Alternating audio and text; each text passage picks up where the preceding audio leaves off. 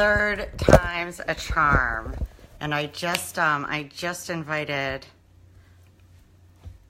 my donor Eli's mother. So let's see if she's been added here.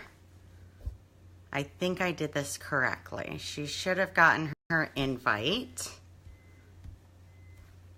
Let me see if I can invite her again here. Nikki, where are ya? Right here. No, not you, Nick. But that's funny, that's funny. Okay. Her invite has been sent. And let's see if we can bring her on camera with me. So what we're going to kind of talk about here is how last night I was watching a scary movie. And I don't usually watch TV, and I don't usually get scared at scary movies. And I was thinking about it as I was scared to death, like jumping up in my chair, jumping up and down in the couch. Every time I heard a car door slam, I was so freaked out. Like, totally unlike me. Usually I like that excitement, and usually I like when I like it when, you know, I like scary movies. I've always liked scary movies. So when I couldn't figure out why I was so freaked out about watching this movie, so I sent my organ donor Eli's mother a message this morning, and I said, "Did Eli like scary movies?" And she said no. She said he absolutely was always completely freaked out at scary movies. So we have all these things in common, and that I have in common with my organ donor. And one of the things, and I'm gonna, from my other computer here real quick, I'm gonna see where she's at. Let me see where she's at here, because I was gonna bring her on camera with me so that she could be a part of this little live broadcast, because I think that would be cool for you to be able to meet both of us together. But yeah, so I always liked scary movies. She said that when they were, oh, she's typing me back. Let's see if she got her invitation yet. All these newfangled ways of Facebook. Let's see if we can, oh, she'll be with me in 2 seconds. So she'll be here in a few. I've got her on my messenger over there, and then I've got her getting ready to come live. So over the course of, since I've had my transplants almost 7 months ago, we have found out that I have several things now in common with her son, Eli, who was my organ donor. One of the first things is the sweet tea and the pickles.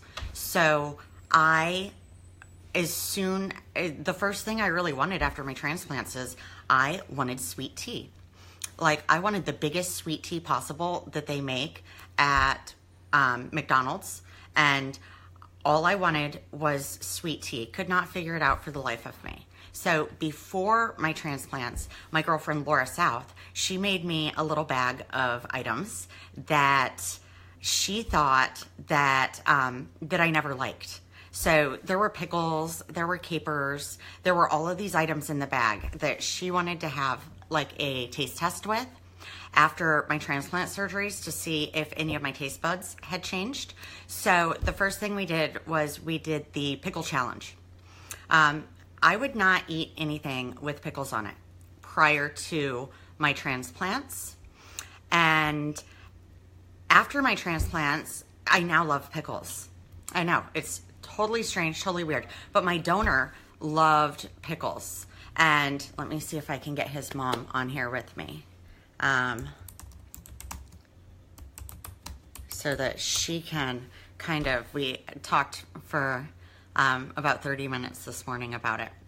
But so I never liked pickles, and now I like pickles. I wouldn't even allow a pickle to touch the food on my plate. So if I got a cheeseburger and there were pickles touching the bun, I would send the whole thing back. And now I will take pickles and just eat like the entire pickle. I'll share a picture of me eating pickles the other night. So the pickles was one thing, and capers. I never liked capers before. But what Eli's mother tells me is that he loved pickles.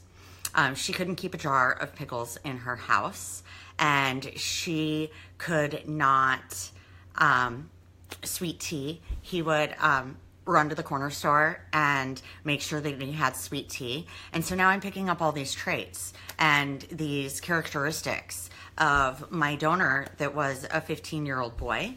And last night, it was scary movies. I used to watch scary movies, and I would be so excited about the thrill and the excitement, and I never jumped up and down, and I never got nervous, and I never thought someone was going to break into my house after the movie. And after I watched this movie called The Gift, it's creepy. I really don't suggest that you watch it ever, because if you don't like scary movies, which I used to, totally freak you out. So when I sent a message this morning, and I'm waiting for her to pop on here because she's going to join us live on this feed. So I sent a message last night, and I said, weird question. And I said, weird questions are never weird anymore because we're finding all of this stuff that we have in common. I said, did Eli get scared at scary movies? And so she says, yes. And my response back was, I always used to love scary movies. I said, last night I was jumping out of my seat watching this movie and could not fall asleep after the movie. Now I know why. It doesn't surprise me. Thank you, love you. Adding to my list of traits and feelings that I'm picking up. So she goes, he was a scaredy cat. He'd sit right next to me and talk tough, but jump around and be antsy. And let's see what she just messaged me back. She goes, yes, what do I do? Go to my live feed, Nikki. To my live feed.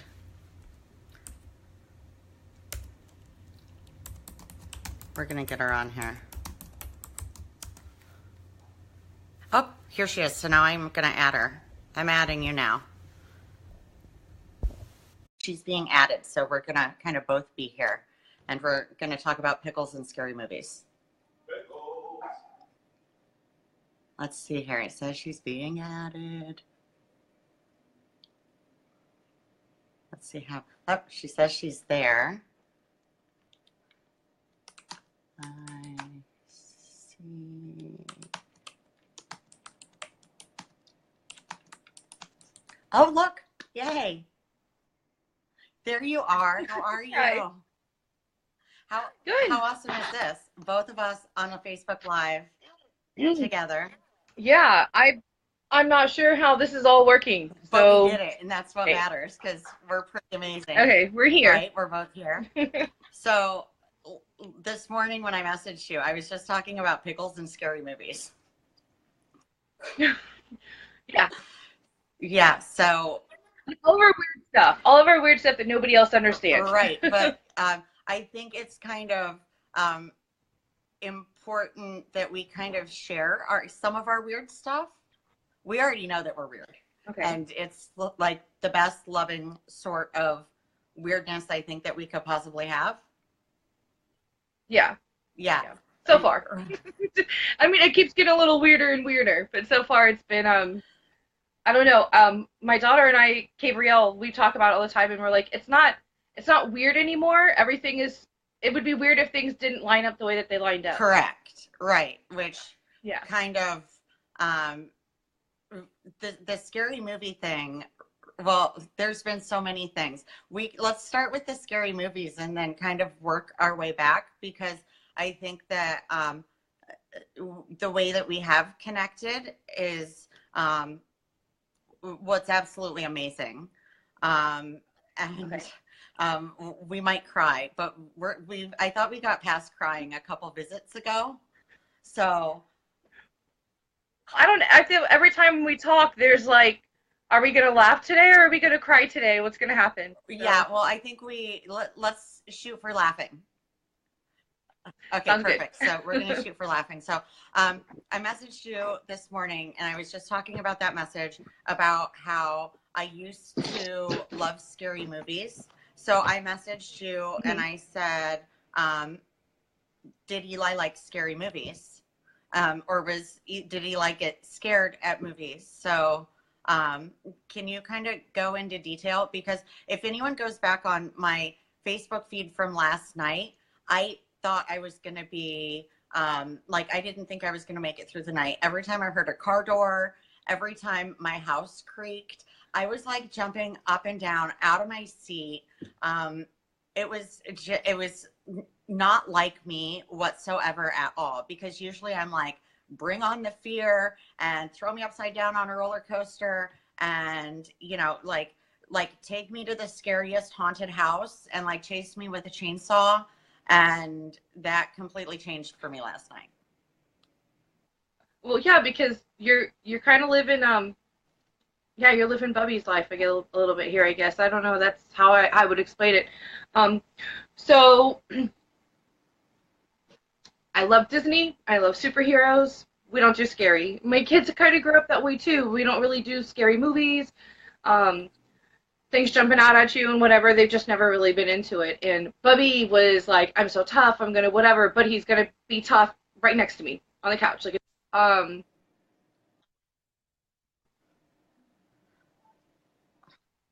I'm not really sure. I mean, we talk about it so freely when it's you and me, but not like everybody's watching. I'm like, well, I don't really know what to say. Right. Um, but no, scary movies. It wasn't a thing. Like he was just like in high anxiety, um, right next to mom, but he would talk so much crap. He'd be like, "Don't run up the stairs," blah, blah, blah, and he'd run his mouth and he'd say things and whatever. So, But he was right next to me and he was safe. Like he was very antsy and whatever with them. So we just kind of really didn't watch them because like nobody really enjoyed. right. So I think now that I think I'm done with scary movies. Unless you come down and sit on the couch next to me. We can do that. We could do that. Perfect. Perfect. Because I was like, So it's only like an hour away. right? And then pickles. Sweet tea and pickles. Like when I was still in the hospital, all I wanted was sweet tea. And I always used to drink iced tea, and I would put my Splenda and I would squeeze my lemon.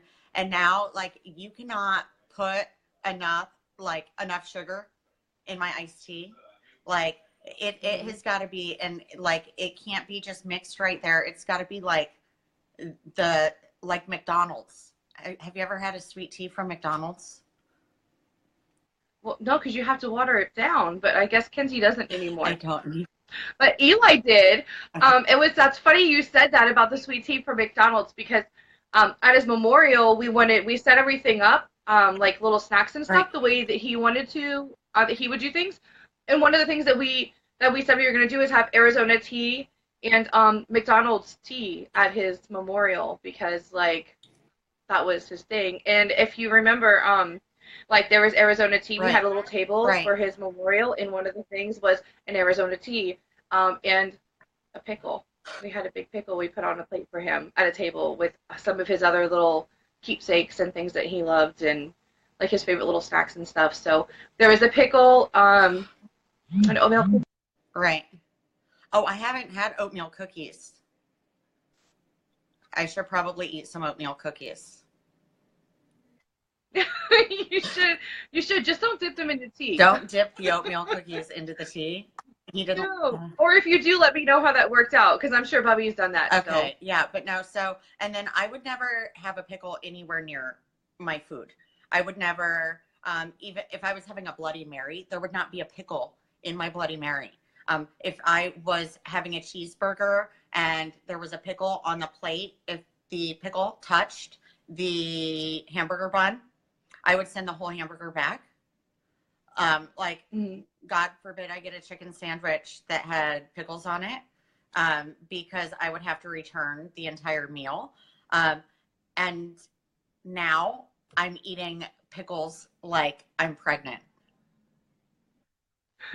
and I'm not pregnant. Um, look, I hate pickles. I don't like pickles now. I don't get them on anything, unless there's pickle spears, and I only ordered them because like Bubby wanted them. But like weird thing, and I don't even know if I told you this before, but when I was pregnant with Bubby, like everybody has like their weird pregnancy Right. cravings, and my weird craving with Bubby was peanut butter on my pickles. Um, the whole like my whole pregnancy, all I wanted was like, and I'd get like the big pickles, and we cut them in half, and I put peanut butter on them and Right. put them together as like a peanut butter pickle sandwich, like which is disgusting. Um, and I didn't think anything of it because like after I wasn't pregnant with him anymore. I was holding him, and I didn't have any cravings like that. But that week in the hospital, that last week that we had with him in the hospital, like we didn't really leave, like we didn't leave the room or Right. anything. A couple times, Dad and Grandma's were in the room, so I'd run downstairs really quick, and we try to get something to eat and whatever. Just like the worry and the nausea and stuff that you have when something's going on and it's completely out of your control. I just wasn't hungry. Right. When we left, we went back somewhere to hide from the media and my friends, my neighbors, and everybody. So we hid. And the first thing that I remember craving or actually feeling hungry and wanting was pickles and peanut butter. Oh my God. It was 4 days. It was actually Sunday. So Tuesday they called his time. Friday at 4 o'clock they rolled him back so he can come and save his 6 lives. And then it was Sunday, that next Sunday. You know what? It's really funny because Sunday, if we look back, Sunday's the first day that you and I made contact. I know. I was still in. Sunday was the first. I just put like all of those little pieces just connected. I was still in intensive care. Yeah, we had messaged the first time on that Sunday, and that was the first time that I had, in that whole 6 days, the first time that I had sat down and wanted to eat anything. You know and what? all I wanted was pickles. We have to check our timelines because that could have been the first day that I ate too. Do you remember when I sent you the picture of the cookie? So much happened. I have all of the messages. I know I have all the messages saved also, but I wonder if that was if we are or like our first, because I know I probably was 5 to 6 days after my transplant before I could eat food. And then my doctor kept yelling at me. He's like, eat the cake, eat the cookie, your pancreas works. He's like, you don't have I think I said that to you too. I know, and I remember you saying that too. Yeah. So, but yeah, that's funny. I didn't even put that together, but the first time that I remember even wanting anything to eat or asking for anything, and it was pickles and peanut butter, and that was the same day that we had messaged the first interaction that we had had, and that was 2 days after we had said our final I love yous. Right. So yeah. So, pickles and scary movies. Pickles and scary movies and sweet tea. And I think that while we have a lot of people on the live feed right now, so I'd like to also obviously you're a huge advocate for raising awareness for the importance of organ donation, as am I, as your family saved my life. And this is the first time we've ever kind of gone like live in public. I know people have seen pictures of us, and you do your live videos and I do my live videos, and we have come together, and I am completely blessed and grateful and thankful for your entire family, because we're now family. Yeah, we were talking about this today. Mom, sister, daughter, like. Yeah, we were talking about this today. Someone had asked me just a couple days ago, because of course I talk about the fabulous Kenzie everywhere that I go, and anybody who will listen to me, and most of the time they're like, "Oh my God, shut up already." Did you see that I'm an organ donor? My license says I'm a donor. Is that enough for you? Did you? I ask all. I ask everybody I meet, Right. like, God forbid, like, don't, like, if you're buying a pack of cigarettes next to me, or you're buying a wine and you have to present your ID, I'm looking and I'm judging you. Like, I'm judging you. You're allowed to And I will judge in walk this out to the family. car.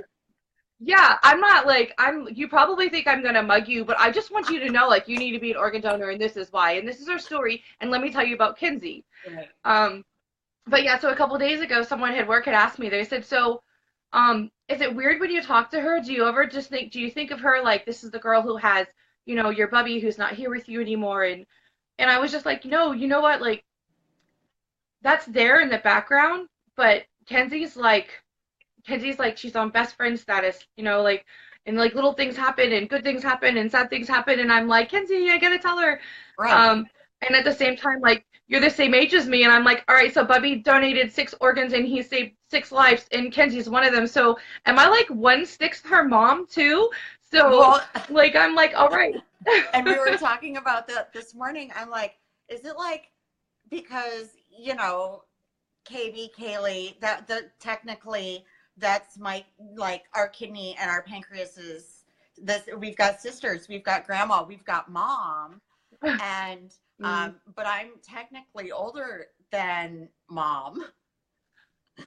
By like that Right, by much. a few months. So, um, so, and and I always say our organs because it's like it's all of ours. It's me, it's you, it's the girls, it's your mother, it's Eli, and so it's ours. But I'm like, so technically, this portion of my body, your mom. but you're So like 1/6, right? right. So one So six, yeah. yeah. And and just because you said something earlier, but we've referred to you as when we were sitting down and making our final decision Right. to like not our decision but Bubby's decision to sign the papers and do everything to be an organ donor. um with Bubby, we had sat down and we had talked about it, and we decided, everybody that Bubby affects will affect somebody else in another way, and there's going to be little ripples. Like you can take a pebble and you throw it into the lake and you get little I ripples. like belly flop. And well, you're the typhoon. We call you the typhoon because these little ripples that we expected to happen and not be able to see, we get to see through you. We get to see the things that you do and the people that you affect. All the people who comment on your things and wish you well, or the people that you've introduced me to. Um, so there's this typhoon, like that's just part of and I don't know, like we were just saying just the other day too, um, if more people could see the way that our relationship is, then maybe they're not going to have that Fear decision in front of them right or the now, fear. but maybe Right. later, and maybe they'll remember our story and remember how much comfort we brought each Right. other um, during this. And I think that So you have been like you have all just been so amazing throughout my journey, from the moment that we first Facebook messaged, and you were like, this is going to be a really weird question, but, and I'm like, and I was like sitting in my hospital bed with my cell phone, and I turned to my mom and I said, Mom, I said, his mom just messaged me. What do I do? And my mom's like, you have to answer him, answer him, answer him, answer him. And so from yeah. the very beginning, um, like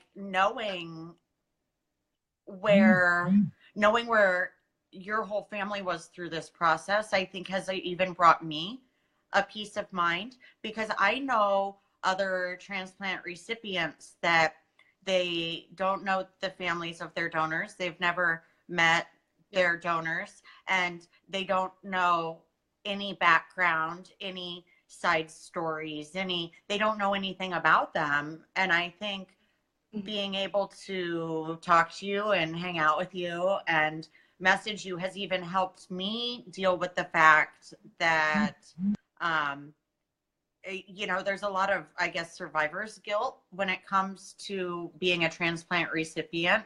And I pray for your family and for you and the girls. And I think that there's a lot of where, if I didn't know you, I think it would be harder, if that makes sense. Are you there?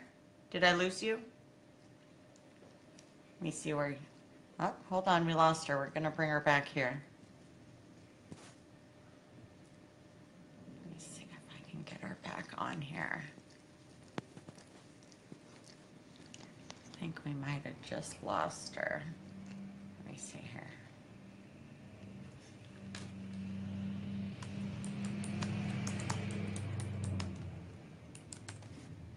Give me a second here.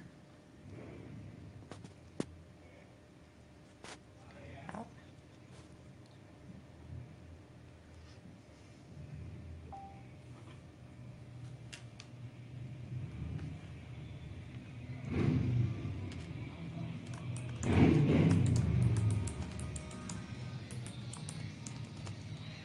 Let me see if I can. Too many forms. Let me see here if I can. I don't know if I can bring her back on. Okay, we're trying to get her back on camera here with me. Okay, let's see her go.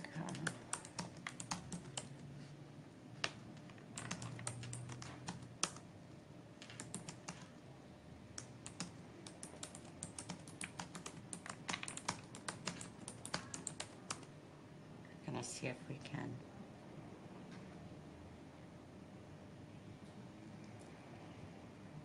Okay, let's see here. We can get back. If we can get back together.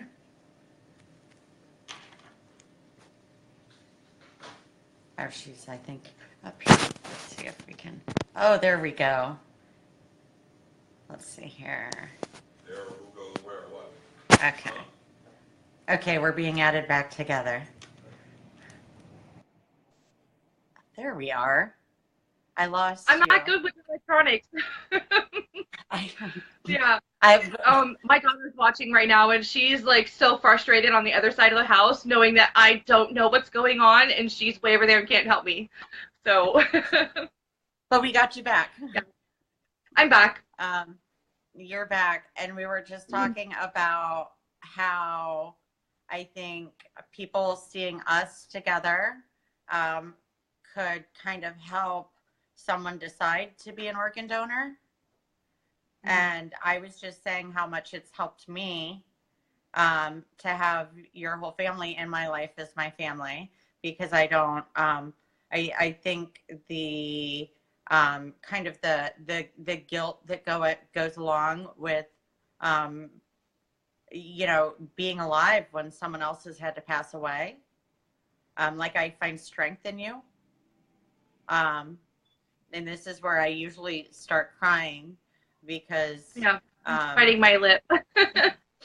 but we've been through the 6 is greater than 21, which I think is a very, very, very powerful message, where your son saved 6 lives when he passed away.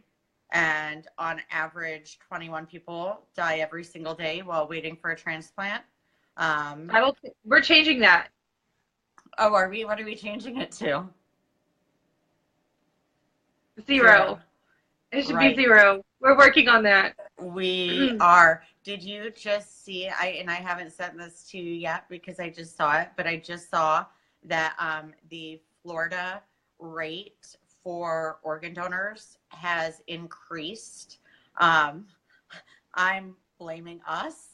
I would like to think so. I'm going to say that between me and you, I know that I've had probably close to 2,500, 3,000 people that have messaged me and shot me pictures that they're now an organ donor because of me. And I know that you are huge into making sure that everyone's a donor. But how? The Florida DMV is now using Bubby's story and our story on their website.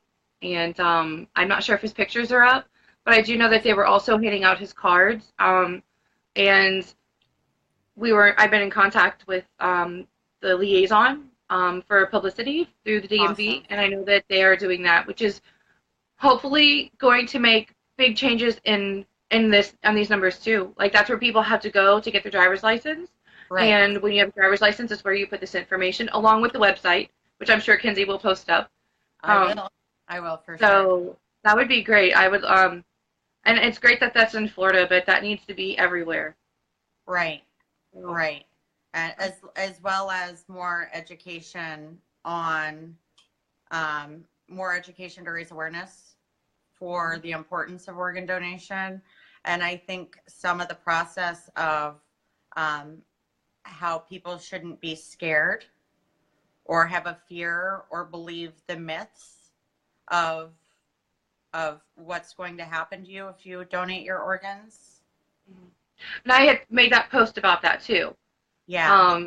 I had asked people what their things were, what they've heard, and if they weren't donors, that's what I wanted to hear from. If you're a donor, which is what we call people who don't donate organs and don't save lives, Don't you're a be a donor. donor. Yep. But we're still going to talk to you because we want to know like what's going on in your head, why you're a donor.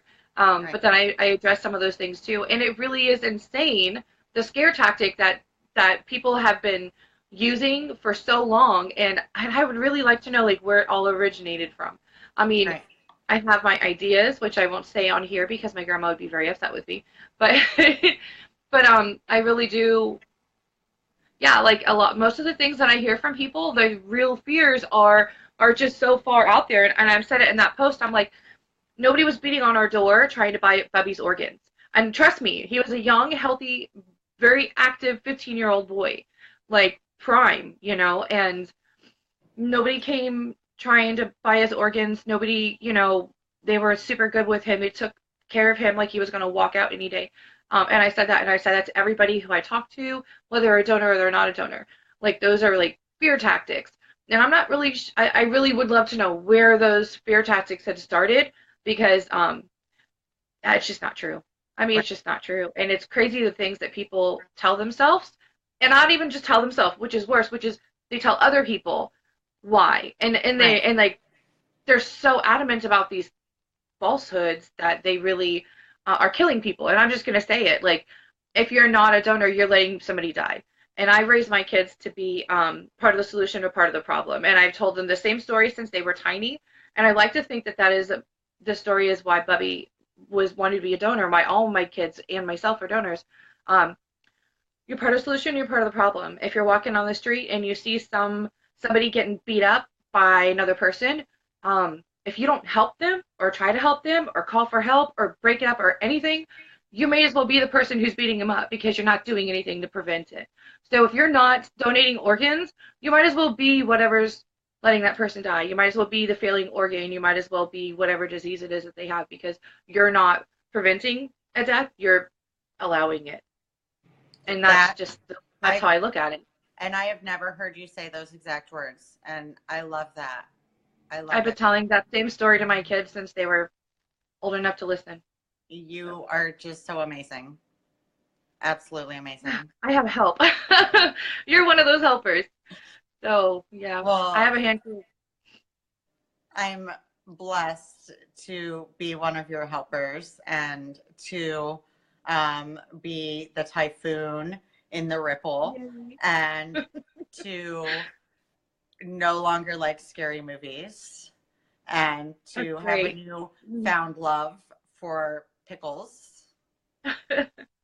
And yeah, and you need to come down here and visit sometime. I keep saying it, and I um, know. I know, and I'm back and forth to Tampa so much, and but I'm like zoom in, zoom out Well, yeah, lately. your quick trip to the hospital is like a 5 hour ordeal. It's like driving there and doing and coming back and like Right. yeah. Yeah. But Easter's here, so and you can have chocolate. I You can can. eat an Easter basket. Like you can have a whole chocolate Easter basket and eat the basket with the candy. I already got I already got an Easter delivery. I got these Norman Love Easter egg chocolates and chocolate bunnies. And Uh-huh. yeah, they magically arrived on my door because that's just how, yeah. I ate like half of a box of one of the Easter egg chocolates last night, hoping it would take my fear of the scary movies away. Nope, didn't happen. But I didn't have Mhm. to take a shot of insulin either. So I was gonna say, but you could eat it. So if it I works, did. it worked, and if not, you were okay. Yeah, absolutely, absolutely. Well, So what is it? What's that day? April the 1st. It's yeah. April Fool's Day, and Oh, it's good. Easter. So if somebody doesn't wrap a pickle in like one of them chocolate bunny things and give it to you, I'm gonna be so upset. Oh my gosh, that's so funny. We could wrap all sorts of cool shit. I know. I was like, let's get some mince. Oh my gosh, you're gonna have me on this crazy trip. Katie's an amazing baker, and I'm gonna Right. have to have her figure out how to infuse pickles into chocolate. Oh, I like it. I know it's not pickles and peanut butter, but It's close. I think, yeah, I think we're good. I love it. I love it. right. And if it doesn't turn out, we'll just be like April Fools. Perfect. Well, thank you for joining me for my crazy scary movie and pickle story. And I think that we need to do more of our Facebook lives with each other so that we can. I think having us together, we can be a little more powerful in spreading the message. If somebody can watch you and I and see how much we truly care about each other, Right. um, and how supportive we've been able to be for each other, then they're Right. not watching close enough. Right. And I always said, So I'm like, the fact that we have come together through, it really is a shitty situation. Um, but the bond that we've created and out of the shittiest possible situation, which is me having kidney failure and you losing your son, um, I think that if more people could see this, it could actually open their eyes to um, the reason why to be a donor and the reason absolutely. why to not even think twice about it. Because I think that, you know, we talk about how things are meant um, to happen for a reason. Um, and that from, you know, the day that you're born, that there is a purpose and the purpose, and whether how shitty it is and it sounds, but there was a reason for us to get together and change the world surrounding organ donation. Absolutely. And the stars really aligned. And and I say that in the lightheartedness because you know our star story. Right. Well, you gave us our star story. Um, but the We'll stars just share the aligned. star. We'll share the star story next time. We Yeah. will. But everything just kind of it it really lines up, and I there's definitely a reason why we met you so quickly. Um, you know, traditionally it's what 6 months or a year before you meet the donors and the recipients. About a year. We didn't, yeah, we were 2 days in. Um, Yeah. Friday, Saturday, Sunday. Yeah, we were 2 days in, and we'd already met. Which not to get biblical because I'm not really like that, but you know, in the Bible, it's always the number two is the number of witnesses. Did you have to look that up? I'm But going to. everything is like, huh? I said I'm going to look it up. Yeah, definitely look that up. But like two is the day is the number they use for witnesses. It's always two witnesses for something, and you had two failing kidneys, and 2 days we had met, and it was 2 days Bobby was in the hospital before they called, and there's just a lot of things like that.